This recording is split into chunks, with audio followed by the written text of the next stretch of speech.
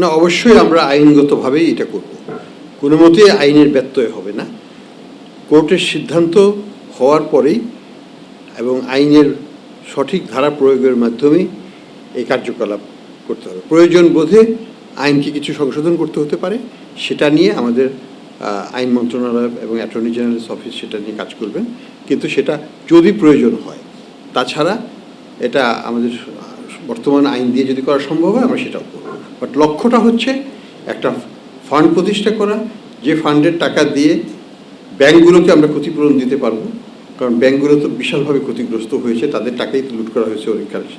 আর বাকি টাকা যেগুলো নন ব্যাংক রিলেটেড অ্যাক্টিভিটি, যেমন হয়তো সেটা দুর্নীতির মাধ্যমে টাকা অর্জন করা হয়েছে, সেটা ব্যাংকের সাথে সম্পর্ক নয়, ব্যাংকের টাকা দিয়ে হয় নাই, সেই ক্ষেত্রে সেই ধরনের সম্পদ, সেগুলো যেটা ব্যাংকের সাথে না, যেটা কোলেটারালাইজড না, সেই প্রপার্টিগুলোকে তখন সরকার তাদের আরেকটা ফান্ডে নিয়ে জনহিতকর কাজে সেটাকে ব্যয় করবে, কিন্তু সবই আইনগতভাবে করা হবে, আইনের বাইরে নয়। দেখুন, আমি যেটা বললাম আগেও যে আমরা আমাদের ইন্টারেস্টেড কান্ট্রি কোনগুলো, আমাদের ইন্টারেস্টেড কান্ট্রি হচ্ছে ইউকে আমাদের সর্বাত্মক সহায়তা দিচ্ছে, তাদের পার্লামেন্টারি কমিটি আমাদের সহায়তা দিচ্ছে, তাদের এনজিওরা সহায়তা দিচ্ছে, ফাইন্যান্সিয়াল টাইমস আমাদেরকে সহায়তা দিচ্ছে, অন্যান্য পত্রিকা আমাদেরকে বিভিন্ন আর্টিকেল লিখে আমাদেরকে সহায়তা দিচ্ছে।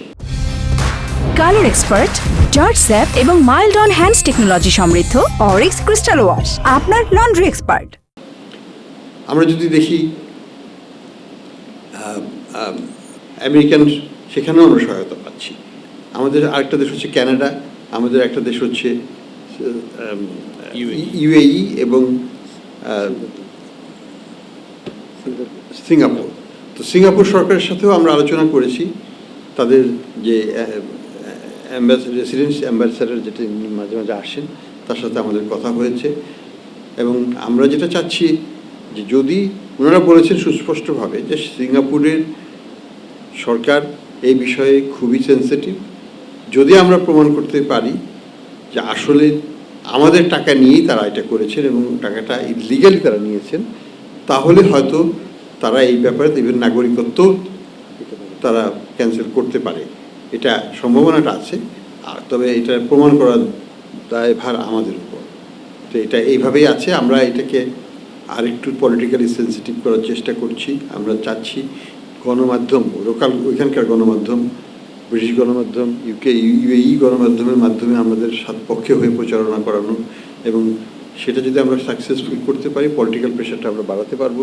পলিটিক্যাল প্রেশারটা বাড়ালে পরে এবং সাথে যদি আমরা যথাযথ প্রমাণ দিতে পারি, আমরা ইনশাল্লাহ সাকসেসফুল হতে পারবো।